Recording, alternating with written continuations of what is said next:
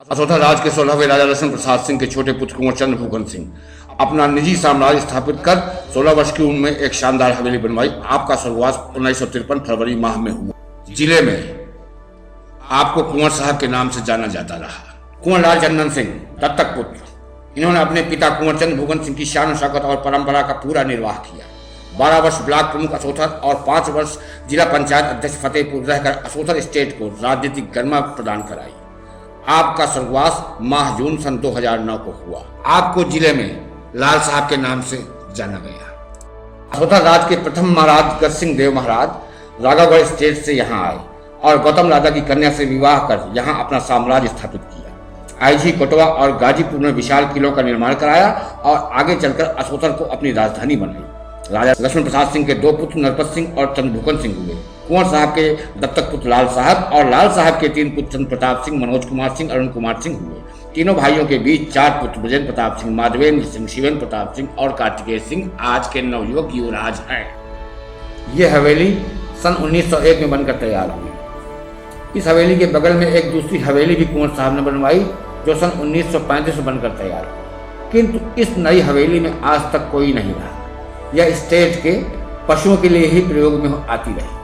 110 वर्ष पुरानी इस हवेली की दीवारें 3 फुट चौड़ी और इनकी नींव की गहराई 12 फुट के लगभग है। ऐसी बुलंद इमारत कहीं कहीं देखने को मिलती है। चूना सुर्खी से निर्मित दार ढलाई करके बनाई गई इस इमारत का नक्शा देहरादून के किसी सरदार इंजीनियर ने बनाया था।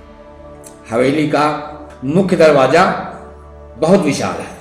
बगल में लगभग 300 वर्ष पुराना शिव मंदिर है जो कि अपने स्टेट असोथर रियासत का है, जिसमें बेहतरीन बारीक नक्काशी की गई है।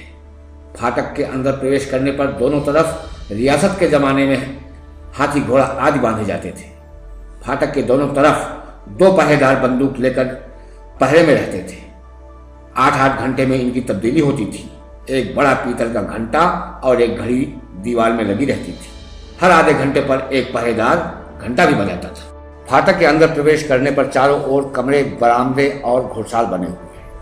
खंभों में बेहतरीन नक्काशी दिखलाई पड़ती है। महल में जालीदार झरोखों की भरमार है। इससे ताजी हवा भी आती है और पर्दे में रहते हुए अंदर से बाहर का दृश्य भी देखने को मिल जाता है। घर के बाहर दक्षिणी ओर हाथियों के रहने के लिए विशाल पील खाना था, जहाँ सदैव 2 हाथी बंधे रहते थे। हाथियों की रोटियां व अन्य आहार यही फाटक के बगल के एक कमरे में पीलवान महावत बनाया करते थे। मुख्य फाटक की इतनी ऊंचाई है कि सामान से लदा हुआ ट्रक आसानी से आ जा सकता है। कुंवर साहब इसी फाटक के प्रांगण में अपने सभी जानवरों का हफ्ते में 1 दिन मुआयना भी करते थे। इससे उनको भी संतुष्टि मिलती थी और कर्मचारी भी अपने काम के प्रति जागरूक रहते थे। हवेली निर्माण के दौरान 2 कुएं भी बनवाए गए, एक फाटक के पास और एक घर के अंदर। इन कुओं के निर्माण की कहानी भी बड़ी आश्चर्यजनक है।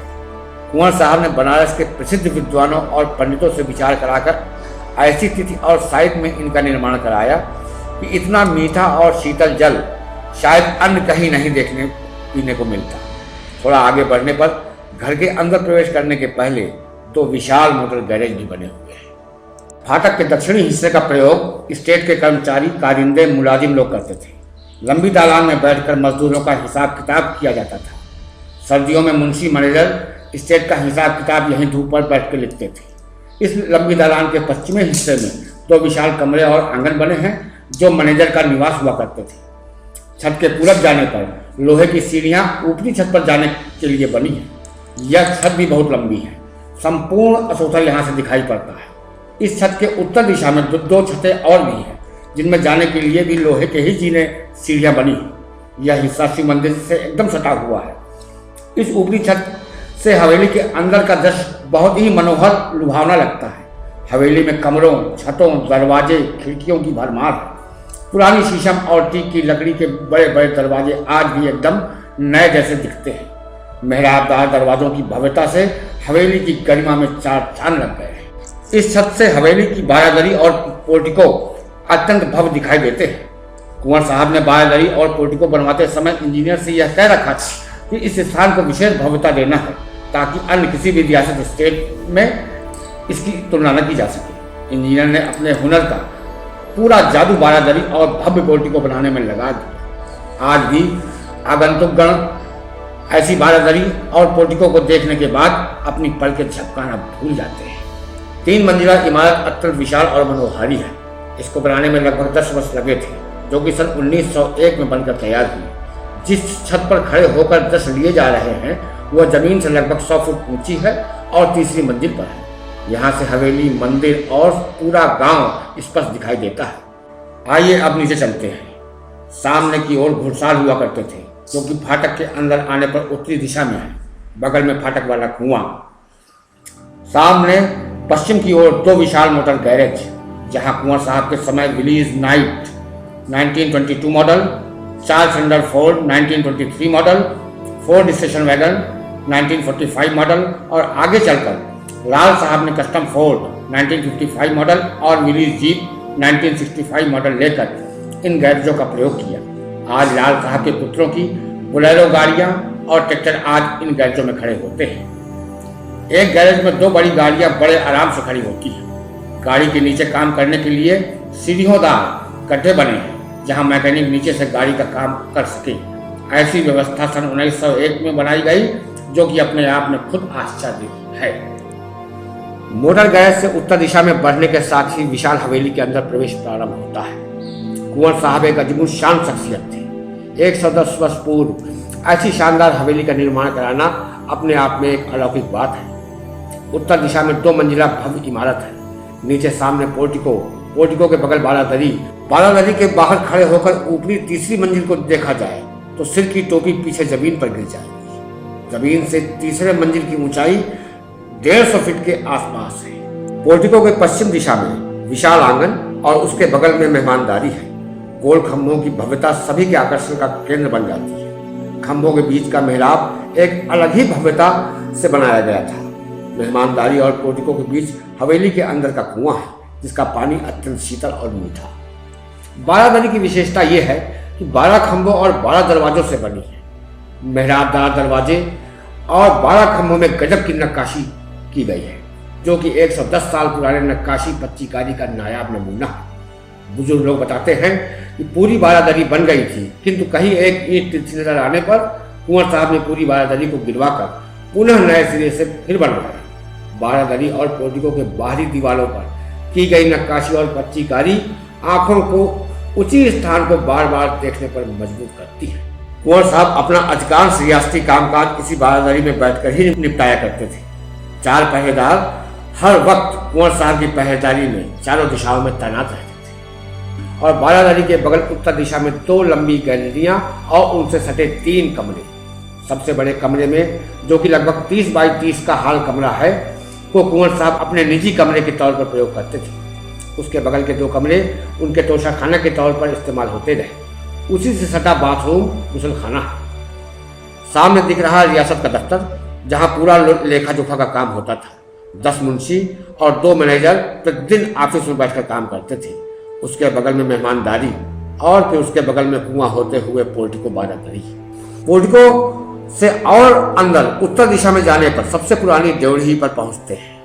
110 वर्ष पूर्व बनी हवेली से पहले का बना है यह पोर्शन, जो कि जनान खाना के नाम से जाना जाता है। ड्योढ़ी के बाहर की गई नक्काशी बेमिसाल है। हिंदू, मुस्लिम, सिख, ईसाई चारों धर्मों के प्रतीक चिन्ह इसमें स्पष्ट दिखाई देते हैं। सबसे ऊपर धनुष का आकार दिया गया है और बीचों बीच कमल का फूल बना है। हवेली के निर्माण के दौरान राज परिवार इसी पोर्शन में रहते थे। ड्योढ़ी से अंदर जाने पर ऊपर जाने की सीढ़ियां हैं, जो राजमाता साहब के पोर्शन की ओर जाती है। सीढ़ियों के पास से पूरब दिशा में जाने पर अंदर बड़ा आंगन और चारों तरफ बरामदे और कमरे हैं। उत्तर पूरब की ओर 3 मंजिला गोल कमरा है, जिसको देखते ही बनता है।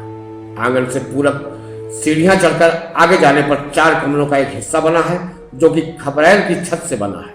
इस पोर्शन का प्रयोग सदैव गर्मियों में होता था, क्योंकि इसकी दीवारें मिट्टी से प्लास्टर करके सुंदर रंगों से डिजाइनदार बनी रहती थी और खपरैल के कारण बेहद ठंडा रहता था यह पोर्शन। हवेली की सभी कमरों में उस वक्त हाथ वाले विशाल पंखे लगे रहते थे, जिन्हें एक आदमी रस्सी के सहारे कमरे के बाहर बैठकर चलाते थे। लाल साहब ने एक मंदिर का निर्माण कराया इसी आंगन में। गोल कमरे का सबसे ऊपर का कमरा टीन की छत से बनाया गया है और उसके नीचे भी 2 खंड में कमरे हैं। इसी गोल कमरे के बगल से खपरेल वाले पोर्शन का आरंभ हो जाता है। आंगन के दक्षिण में लंबी दालान है। इसमें 150 वर्ष पहले की एक निशानी भी मौजूद है, जो लकड़ी की अलमारी नुमा दीवार में बनाई गई है, जिसमें गद्दे रजाई वगैरह रखे जाते थे। दालान के बगल में अन्य कमरे बने हुए हैं। हवेली की उत्तरी दिशा का बाहरी हिस्सा, गोल कमरा और उसके बगल लंबी दीवार। 100 वर्षों पूर्व की गई रंगाई में चूने का रंग तो कमजोर पड़ गया, किंतु जो चित्रकारी की गई थी वह किस रंग से बनाकर की गई, ये अपने आप में आश्चर्य करने वाली बात है। 100 वर्ष पहले की गई चित्रकारी डिजाइन आज भी ज्यों की त्यों दिखाई पड़ती है। मेहमानदारी का बरामदा, बरामदे के लाजवाब गोल नक्काशीदार खंभे। यहाँ से उत्तर की ओर रियासत का भंडार गृह, जिसे खत्ती भी कहा जाता था, बना हुआ, और उसी के बगल रसोई घर।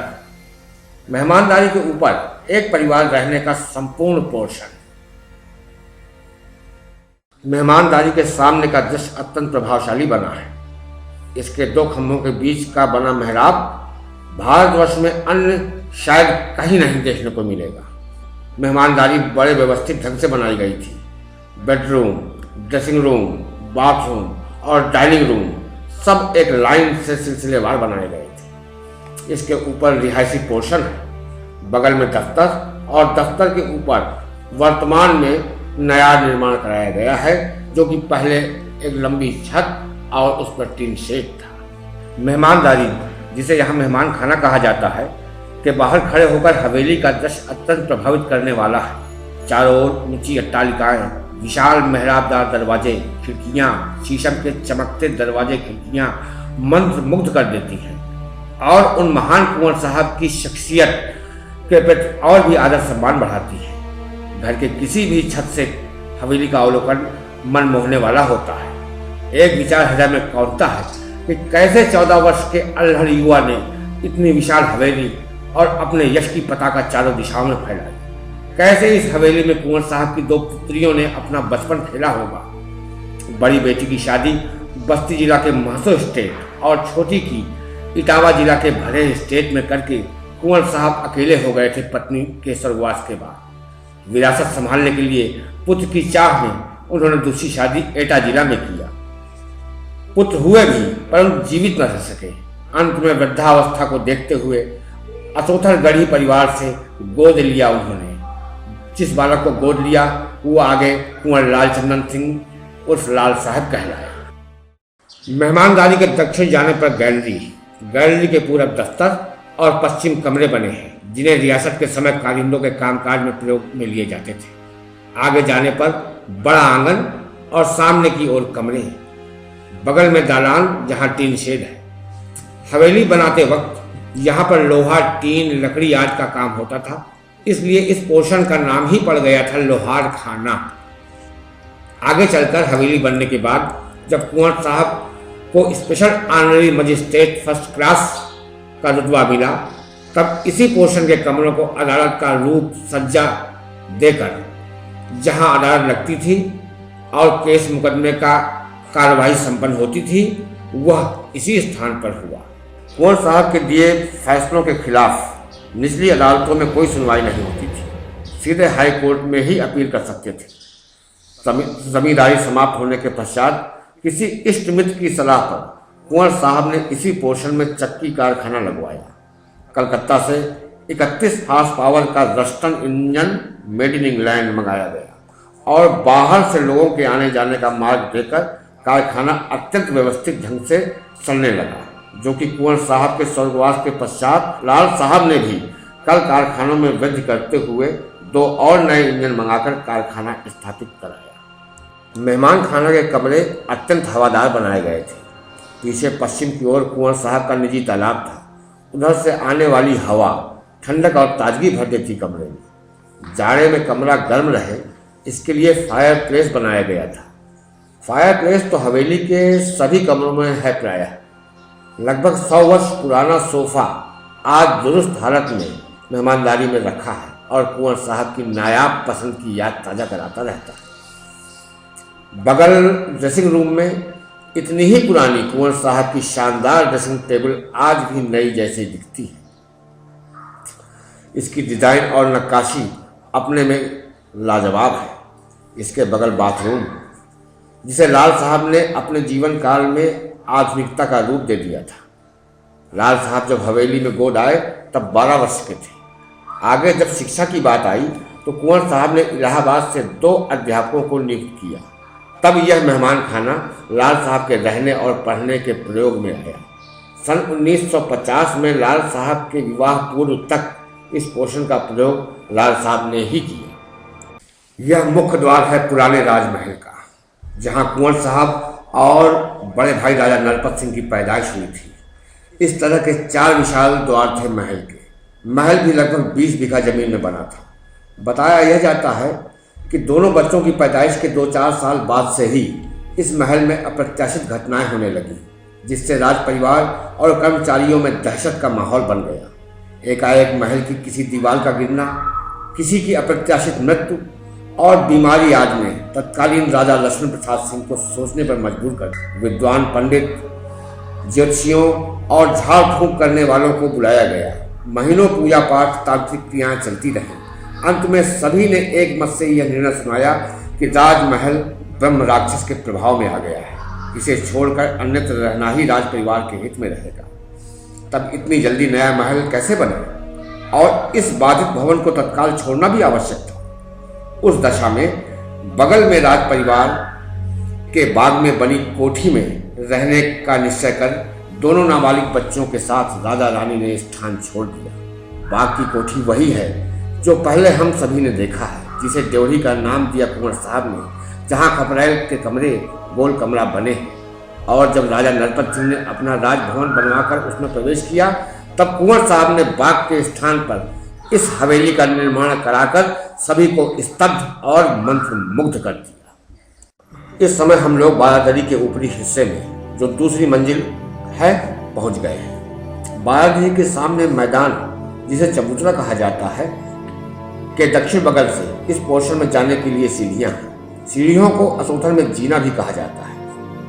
ऊपर दूसरी मंजिल पर पहुंचते ही लंबी गैलरी है। गैलरी के उत्तरी छोर से आगे नीचे उतरकर जाने पर राजमाता साहब का रिहायशी पोर्शन मिलता है।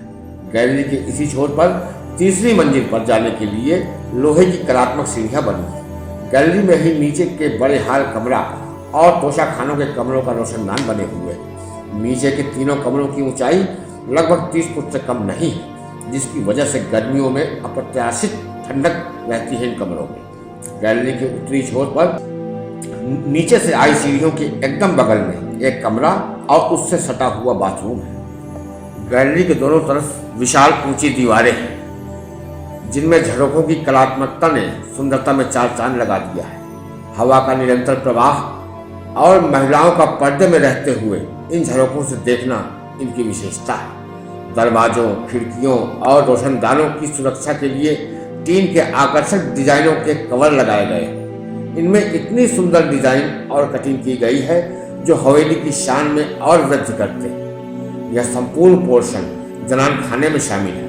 कुंवर साहब की दोनों बेटियां, जिन्हें बेटी साहब कहा जाता था, और आगे चलकर लाल साहब की 3 बेटियां, जिन्हें मुन्नी साहब कहा गया, इस पोर्शन में विवाह के पूर्व तक अपने प्रयोग में लाती रही है। लाल साहब की बड़ी पुत्री का विवाह बस्ती स्टेट में हुआ।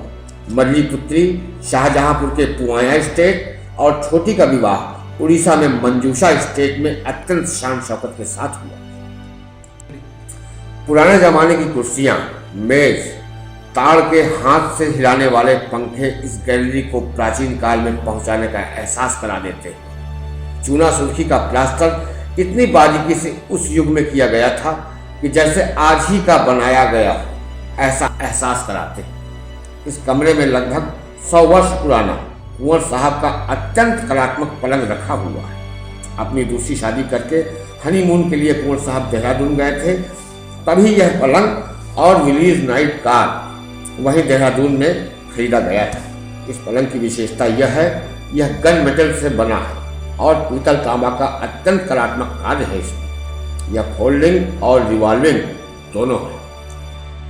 गैलरी पहुंचने के लिए नीचे से आई सीढ़ियों पर खड़े होने पर सामने मेहमान खाना, बारादरी, पोर्टिको, दफ्तर, फाटक के अगल बगल का ऊपरी पोर्शन स्पष्ट दिखाई देते हैं। नीचे का भवन और दूसरी मंजिल पर बने भवनों की भव्यता देखते ही बनती है। जितने मेहराबदार दरवाजे, खिड़कियां, झरोखे, दीवारों पर की गई नक्काशी, टीन पर किया गया कलात्मक कार्य और खंभों में विविधता के साथ नक्काशी ने इस हवेली को ऐतिहासिक हवेली बना दिया।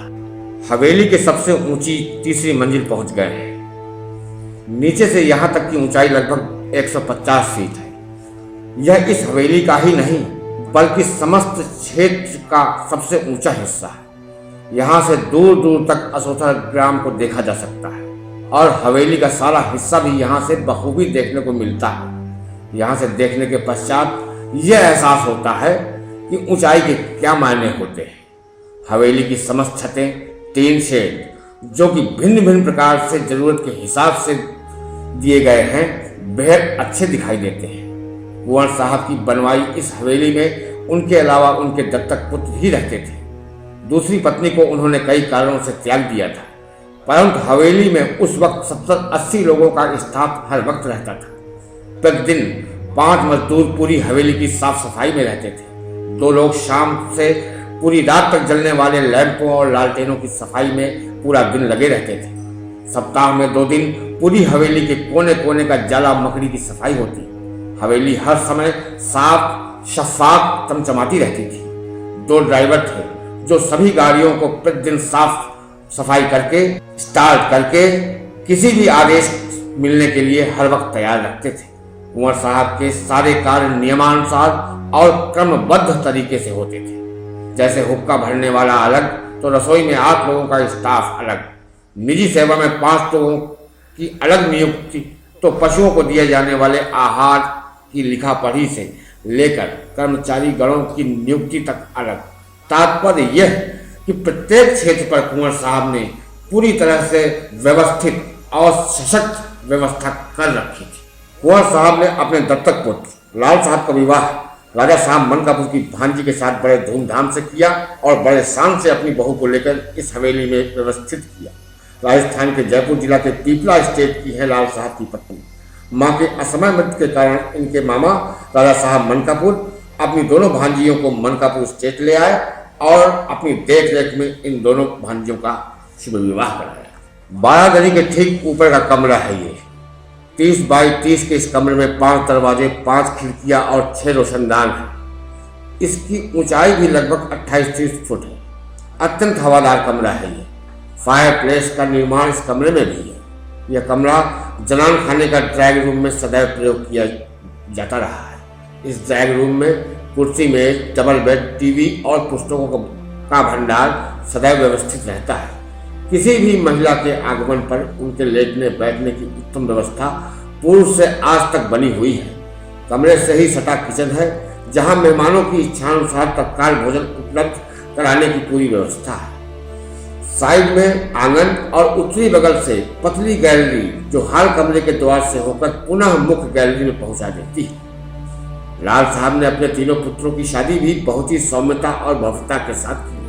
बड़े पुत्र चंद्र प्रताप सिंह का विवाह मथुरा स्टेट उत्तर प्रदेश, मझले पुत्र मनोज कुमार सिंह का गिद्धौर स्टेट बिहार और छोटे पुत्र अरुण कुमार सिंह का विवाह ढिंगवस स्टेट प्रतापगढ़ उत्तर प्रदेश में किया। लाल साहब के जीवन काल में ही बड़े पौध ब्रजेंद्र प्रताप सिंह का विवाह महुआ डाबर बस्ती जिला में हो गया। लाल साहब के स्वर्गवास के 1.5 वर्ष उपरांत दूसरे नंबर के पौध शिवेंद्र प्रताप सिंह का विवाह हरदौली जिला चित्रकूट में संपन्न हुआ। अन्य 2 पौत्र माधवेंद्र सिंह एनिमेशन का कार्य कर रहे हैं और कार्तिकेय सिंह मर्चेंट नेवी में ट्रेनिंग पर है।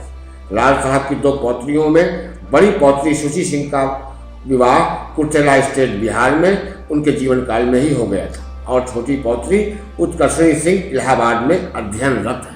अब इस हाल कमरे से निकलकर आंगन व गैलरी होते हुए राजमाता साहब के पोर्शन की ओर बढ़ रहे हैं। बगल की गैलरी के बगल में ऊंची ऊंची गगनचुंबी इमारत स्पष्ट दिखाई देता है कि बनवाने वाले ने क्या बेमिसाल चीज बनवाई थी। यह पोर्शन हवेली के पूर्व का बना है। यह पोर्शन और इसके नीचे का पूरा पोर्शन ड्योढ़ी तक का तब का बना है जब यहाँ बाग थी और यह उस बाग की कोठी। एक बात गौर करने वाली है कि हवेली में जहाँ भी टीन शेड है वहाँ टीन के नीचे टीक की लकड़ी बराबर लगाई गई है ताकि गर्मियों में टीन की गर्मी का एहसास न हो सके।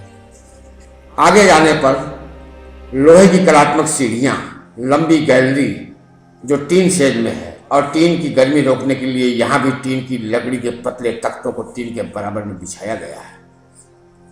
फिर कमरा और कमरे के आगे आंगन, आंगन के आगे उत्तरी कोने पर बरामदा, बरामदे से ही सटा हुआ तोशाखाना जिसकी लंबाई 35 फुट के लगभग है और जो गोल कमरा से सट गया है। गोल कमरे में आने जाने के लिए एक दरवाजा भी इसमें लगा हुआ है। हवेली की पश्चिमी हिस्से की छत से हवेली का दृश्य देखने में पूर्व की भांति एक सुखद और गर्व जैसी अनुभूति होती है। 19वीं शताब्दी में ऐसी भव्यता, आकर्षक कलाकृतियां, मनमोहने वाले मेहराबदार दरवाजे, लंबी गैलरियां, बड़े बड़े आंगन, विशाल कमरे और भव्य मुख्य दरवाजा फाटक, ऐसा निर्माण कराना कोई मामूली बात नहीं थी। किंतु ऐसा करके दिखा दिया राजकुमार चंद्र भूखन सिंह, वल्द राजा Lakshman Prasad Singh. Special honorary magistrate first class तथा असिस्टेंट कलेक्टर फतेहपुर तथा गस्तर तालुकदार की उपाधि से सम्मानित कुंवर साहब का व्यक्तित्व बखूबी जाना जा सकता है। 6.5 फुट की लंबाई, भारी भरकम डील डौल, बुलंद आवाज और अत्यंत बड़ी बड़ी आंखें उनके व्यक्तित्व को इतना रौबदार, प्रभावशाली बना देते थे कि सामने वाला व्यक्ति स्तब्ध रहने वाली स्थिति में आ जाते थे। 85 वर्ष की आयु के लगभग फरवरी 1953 को इन महान व्यक्तित्व, अजीबुशान शख्सियत का निधन हुआ। आपने अपने पीछे भरा पूरा परिवार छोड़ा और छोड़ गए एक ऐसी हवेली जिसे अरबों खरबों रुपए खर्च करके भी आज नहीं बनाई जा सकती। ऐसी महान व्यक्तित्व को उनके वंशजों का शत शत प्रणाम। अंत में एक मशहूर शायर की ये 2 पंक्तियां याद आती हैं जो शायर साहब ने कुंवर साहब को उनके जीवन काल की बेमिसाल उपलब्धि पर ही देखकर बनाई होंगी। ऐसा महसूस होता है, खुद ही को कर बुलंद इतना, खुदा बंदे से खुद पूछे कि बता तेरी रजा क्या है। धन्यवाद, शुक्रिया, थैंक यू। हर करे सो होए।